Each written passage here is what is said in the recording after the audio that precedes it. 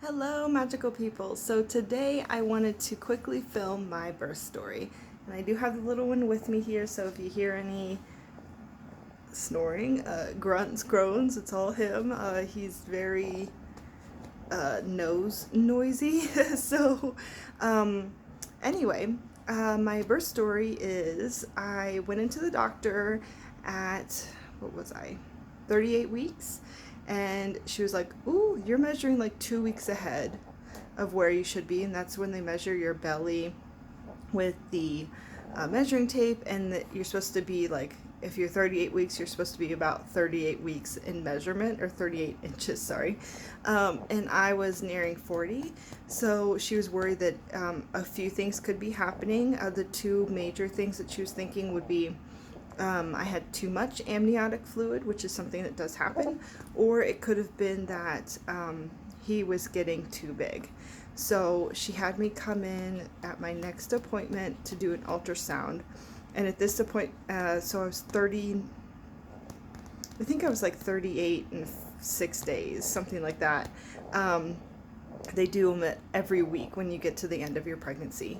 So I went in and did the ultrasound, and they were measuring him at 8 pounds 6 ounces, and a very big head. So they were like, yeah, let's go ahead and induce you. So they set up an induction date for that Tuesday, and this was like, I think my appointment was Friday. Yeah, so I had like a few days to suddenly prepare, like, but he still could have come at any time. So she was like, "Still want you to walk as much as you can every day, and I want you to like try all the things that they say to try and get your labor going." So Joe and I did a pineapple. We walked. Nothing happened. I was getting a ton of Braxton Hicks, but I've been getting them since the second trimester, so I didn't really think anything of it. They didn't feel any different. In fact, they might have felt less painful than they did during the second trimester, because I guess I was just used to them. It's just like, this happens every day, all day, so oh well. Um, so Joe and I made a plan.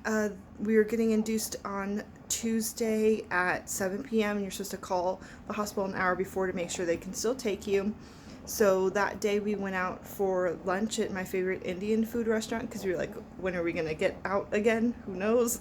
And then they were like, have a large carby dinner before you come in, because you don't know when you might or might not be able to eat again, just depending on how it goes. So then we went out to Ippolito's, which is, I'm sorry, not Ippolito's, Dominic's, which is this Italian restaurant.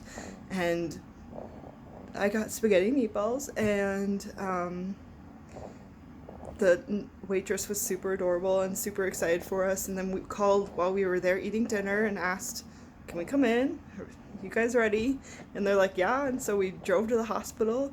We got there about a half an hour early, which was good because we ended up having to redo all of our paperwork, even though we had put it in already. The hospital had switched ownership, so we had to put it in for the new ownership. So I'm kind of glad we got there early, because by the time we finished all of that, it was 7:30. So then we got taken back, walked back to the room. It was not a bad sized room. It was kind of, medium sized room.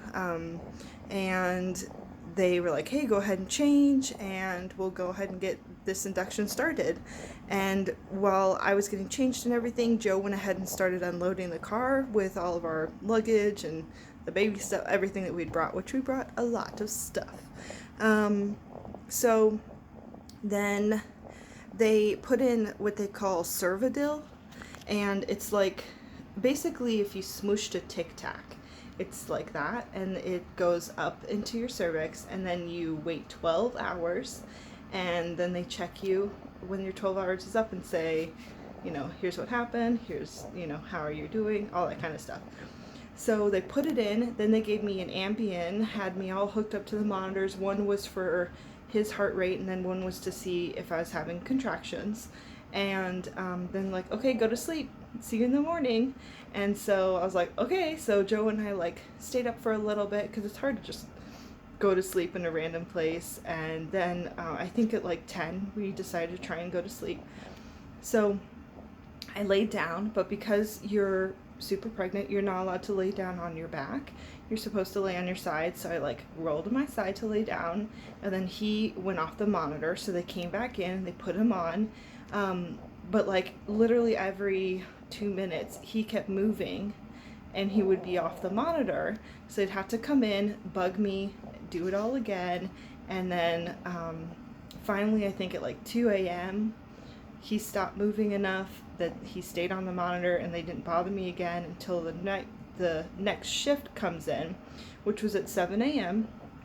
So your night nurse introduces your day nurse, and the day nurse was like, hey, I'm whatever her name was, I don't remember. And she's like, I've been here since 82, don't worry about it, I'm a seasoned vet, blah, blah, blah. And I was like, okay, you know. And then she had this like really young thing with her that like was basically just out of school, kind of still training. And she's like, we're gonna be with you until this thing is over. And I was like, okay, you know. So, you know, she came in and checked me and took the Cervidil out. And I was, sorry, I'm trying to rearrange my hands here. And she said nothing had happened, that I was 0% effaced, no dilation at all. And she's like, I'm going to have to get your nurse, and we're going to have to come up with a game plan.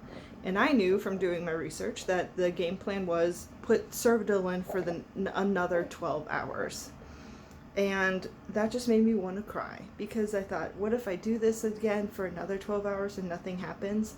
Then they're going to tell me to do a C-section, and I'm going to have gone through all of that for nothing. I'm going to have gone through 24 hours for nothing.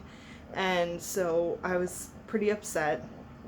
My doctor comes in and she checks me, and she was like, I don't know what that nurse is talking about. You're at a 4.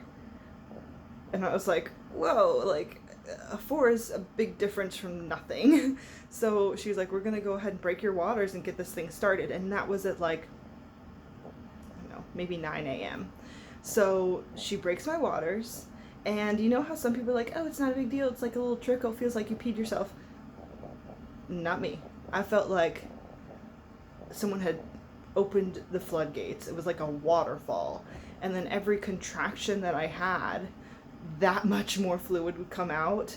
And so they had to like change they put this like pad under you. They had to keep changing it, keep having me like move off of it, which is incredibly hard. So yeah, it was a ton of water, a ton of water. And then she was like, okay, see you in a couple hours. And I was like, okay. And then the nurse came in, and she was like, do you want an epidural? And I was like, no, I'm okay. Like, I kind of was having to like pause and breathe through them, but it wasn't like painful or anything. It was just like I needed to concentrate. At least that's how I felt. So I was like, no, I'm good. I'd like to try and do natural. So that's kind of my plan, and I still feel good, so it's okay. And she's like, well, our ward is full. He may not be able to come back to you, and you're like already 10th on the list if I were to put you on now. And he's going to be here an hour anyway, and like a lot's going to change for you in an hour since they broke your water.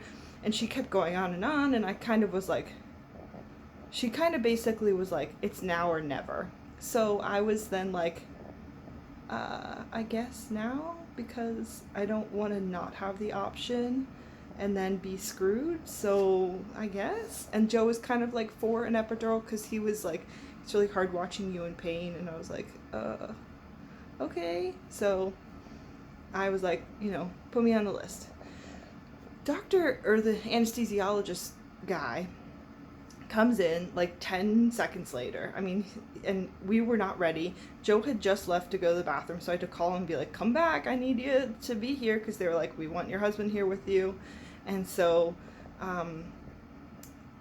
the anesthesiologist, like, I'm holding Joe's hands, I'm sitting there, and then he was like, I need you to curve your back. And I was like, okay.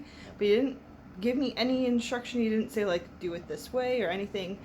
And then he just like did it. He didn't say, I'm numbing you. I didn't hear any of the steps that I learned about. He just kind of did it. And what it is they put a needle in you to numb you, and then they put a different one that's hollow in, so they feed the catheter into your spine with that. And that, I could feel that, like, ow. It maybe hurt more than having him. It hurt. And I was like, whoa, like, so I got startled by the pain. Okay. And, and like moved my head, and he was like, don't move. And I was like, oh my God, like, there's a squirrel. And so I was like, I don't know what's going on. And that was like horrible, because he should have said, like, we're doing this step and we're doing this, and I don't know, he didn't, and it was horrible and it hurt. And then I was like, I felt like I regretted it, because I wanted to try and go natural, and I was expecting him to be there later when I was going to be in more pain. But oh well, I did it. It happened. So then, I don't know, maybe half an hour goes by. The nurse comes in and checks me, and she's like, oh, you're at a 7. And I was like, whoa, it's been like 2 hours. So I'd say like 11, I was a 7. And she's like, okay, we'll see you in another couple hours. So Joe and I are like watching Dave Chappelle, and all the Pirates of the Caribbean movies were actually playing on the TV. So we were watching that and just hanging out, because now I couldn't move. I had a catheter in, I couldn't do anything. So we're like super stuck there on the bed. So then next couple hours go by, they come back, and I'm like rolled on one side, because they have this like peanut ball between my legs to help him like get as low as possible. And I'm like holding on to the edge of my bed rail, and I'm like really having to stop and breathe through those contractions. And then Joe goes to the nurse, well, her bag's empty, like, is that an issue? And the nurse was like, nah, not a big deal. And I was like, okay. I didn't know what bag it was. It could have been my antibiotics. It could have been flu. I didn't know. So then she checks me, and she's like, you're at a 9. I'll come back in a little while and we'll see how you're doing. And I was like, don't go. Because like I was feeling a whole lot of pressure, and I was like involuntarily pushing. I couldn't help it. I wasn't trying to do it. It was just happening.